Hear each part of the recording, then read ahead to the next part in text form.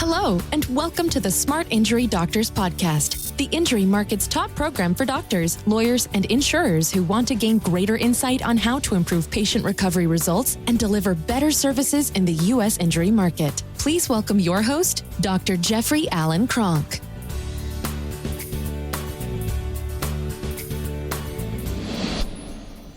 Okay, doctors, what I want to talk about today on this podcast is describe the car clearly and sleep well at night.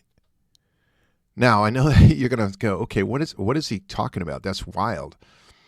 I want to use an analogy. Let's say you're on a car lot and you're selling cars, and you have Kia Rios that retail out brand new about $17,000. You have Audi Q5s, they retail out about $50,000, and you have Rolls-Royce Phantoms. They retail out around $500,000.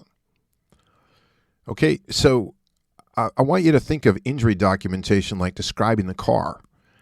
You're going to describe the car so that people can accurately pay what the value should be for that car. Now, if you're trying to sell a $17,000 Kia Rio as a Rolls Phantom, and somebody were to buy it sight unseen, I can guarantee you when they got it, at some point they're going to look at it and say, oh my God, I got so ripped off. You would feel so ripped off. No one would want to be sold a Kia Rio as a Q5. Okay, you'd say, oh my gosh, that's fraud. They're overvaluing the car, and that is fraud. Now, I want you to think about what your role is in the injury area. Your role is to document in such a way that it makes it very easy and very efficiently for those who are there to determine the value or the benefits that the patient is entitled to. It makes it easy for them to do that. So I want you to think about the patient's body like a car. Okay, when a car is damaged, today they just swap out the parts. They swap out the parts and basically that's it. You can't do that with a human body. So let's say with a car, you cannot add any parts to it in the lifetime of the car, and you only get one, and when your car dies, you die. Okay, I think of it that way. Now, does your car after 30 years have some wear and tear on it? Yes, it does. Those are called basically dormant pre-existing conditions. That's the wear and tear on your body. If it's injured, there's a new derangement to your car. And that car and the derangement has to be adequately described so people can determine the proper value of that. That's really, really simple. You know, if you had a small dent in the back end, is the dent permanent? Yeah, because you can't get it out. It's permanent, right? Does it provide a lot of functional loss to the car? No. But let's say the whole back end was smashed in and you can't use the trunk anymore.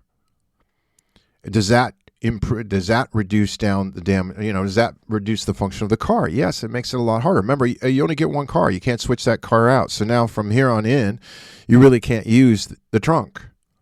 Okay, does that provide you with inconvenience? Yes, it does. Okay, all you have to do is describe that and describe the damage, and you're doing perfect injury documentation. Let's say the whole back end is ripped off due to the accident. Good. Now, for that person, it's going to be really hard to run that car around. That car is severely disabled. Okay, so each would have a different value, and your job is just to describe it. But let's go a little bit further. If we're describing the car in the injury space, we also describe what?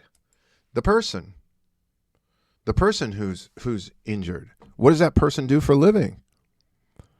Well, if that person is a college student, let's say, and nothing against college students, I was in college for 8 years. If I am damaged and my function is, problematic, and I have to go and I have to get treatment, and I'm missing part of my life while I'm getting treatment, and I make $15 an hour. Is that different than an executive that makes $200 an hour? Yes. Is that different than, say, a Taylor Swift who, gosh, due to her accident, she needed to miss 2 concerts? So you have to describe, the car has various things associated with it. In this case, the human body, or the human, or the patient has different things associated with it that have to be described. The injuries that the patient has, the actual derangements, have to be clearly described. And they should be clear, as with using consensus and guidelines, exactly what the whole world and the whole medical world, or the whole healthcare world, or the whole guideline world actually accept as a reality. So there's no argument. And then we have to describe very, very well, what is the results of the treatment? What are the results of the treatment? Did the patient let's say 3 people broke their neck. Let's say they broke the C5 vertebra with a 40% compression fracture. Patient 1 heals up, has conservative care, has chiropractic care, has massage, has whatever modalities, soft wave, whatever you want to put on it, lasers, whatever you want to put on it. Okay, and after, let's say, 1 year,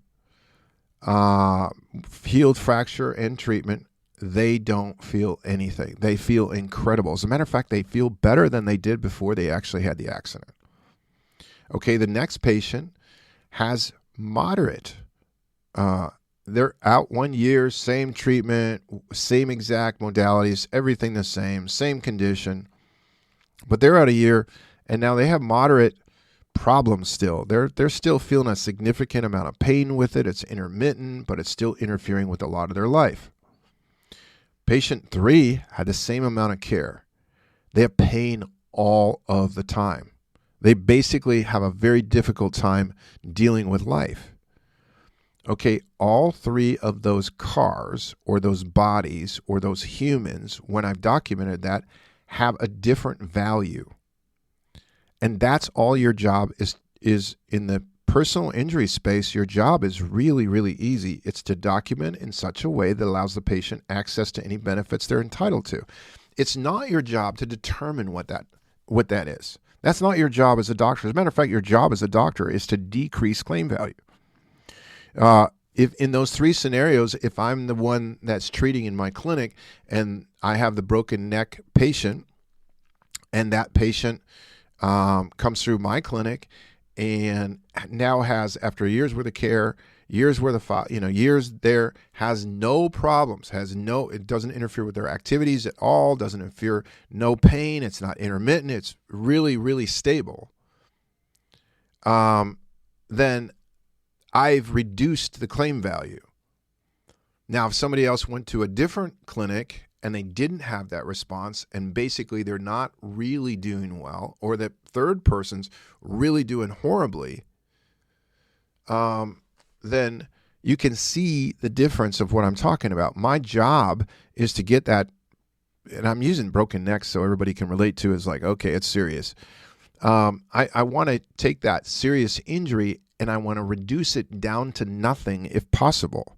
When I do that, I reduce claim value. So in 1997, when I was a practicing chiropractor, around 97, may have been 97, 98, 99, somewhere around that time. I remember I had the largest settlement in King County history. King County is a big county in Seattle, Washington. And I was told this by the attorney. The attorney was so happy. I don't know, it was like a $395,000 settlement, something like that. And I just remember the attorney going, oh my God, it was the largest settlement in King County history. So the girl, the patient, was a young woman who basically had been under care for about 2 years, under medical care for a work comp low back injury. And she came into my clinic. I took a full set of x-rays and said, look, you don't have to remember when you injured your neck, but you had a serious neck injury at some point. And I need to fix both in order to fix your lower back and to get you back stable. This patient was unemployed, couldn't be employed, was on disability, and was in pain all the time. You know, just life was just not good. So within 6 months, I had 95% of the symptoms gone. There was just a little bit of intermittency with it. Fully employed, fully back doing her life. right? Now that claim is settled for, I don't know, $395,000 in a jury trial.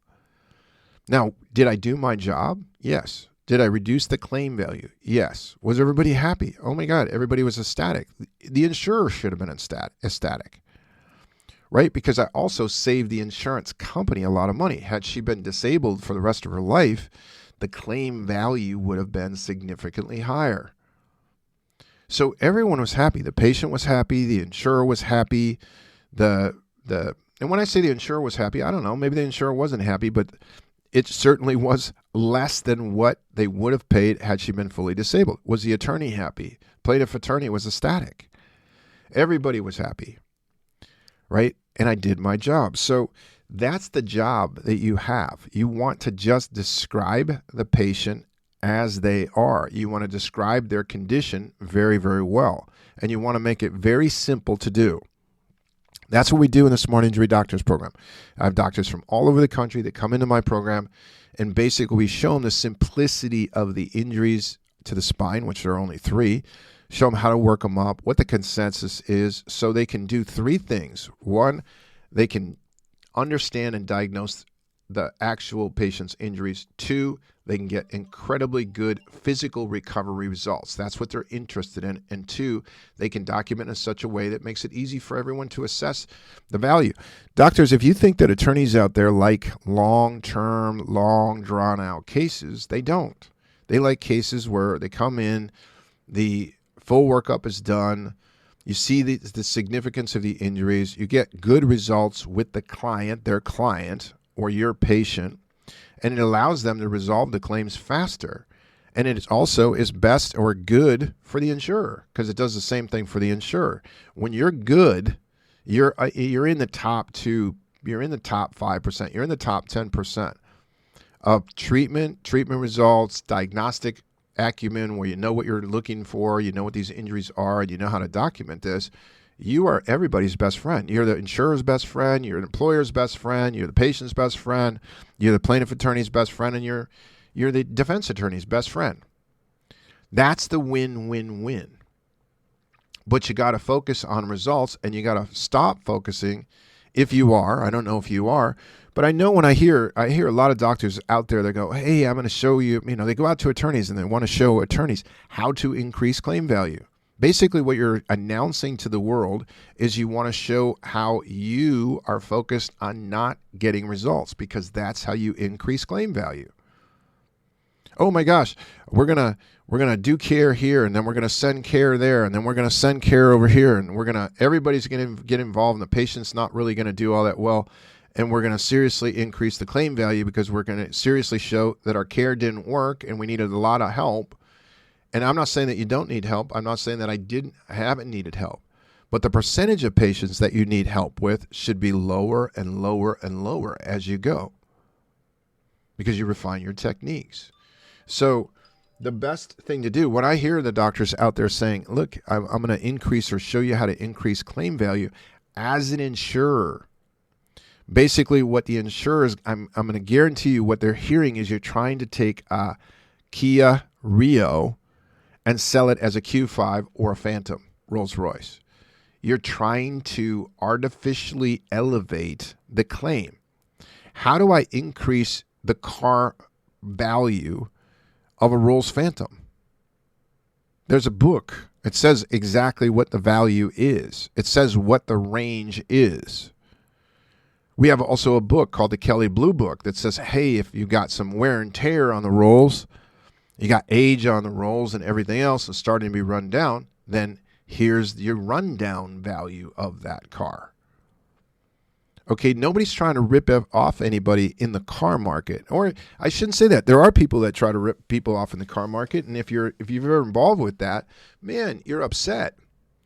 That's no different than insurers. Insurers should be upset if somebody's participating in the game of increasing claim value where there is no claim value. You're not increasing the claim value. You're documenting so that it is easily understood what the claim value is. You're not increasing it, you're not decreasing it. Okay, now, when I say your results decrease the claim value, that's because your results do. And that is your job.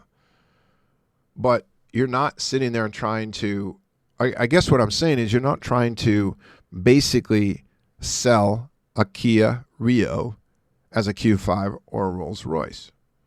And so you have to be kind of careful on how you explain these things in the market. Again, I have a Smart Injury Doctors program. We go over these. We simplify the injuries.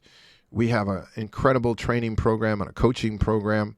If you want to find more out about that program, you go to smartinjurydoctors.com or call us up at 800-540-6513. Doctors, as always, what I do on these podcasts is short, sweet, kind of the point. I want you to kind of think with no gimmicks to documentation. Don't get into the gimmicks. There's a whole bunch of gimmicks out there that get sold to doctors, and they're just gimmicks. You don't need any gimmicks. Nobody needs a gimmick on a car lot to show the proper value of the car. The best car lots and the most credible car lots and the places where people are there for a very, very long time are the car lots where they don't do that. So don't be part of that market. And again, doctors, as always, I appreciate your time, your attention. Hopefully I got you something today that would be beneficial or helpful. And again, if you want to check us out at www.smartinjurydoctors.com. Doctors, thank you very much for your time and attention today. You've been listening to the Smart Injury Doctors Podcast, the #1 audio production show for professionals in the U.S. injury market that want to deliver better injury services to the patients, clients, or insureds they serve. If you like what you heard today, please leave us a review and don't forget to join us on our next program.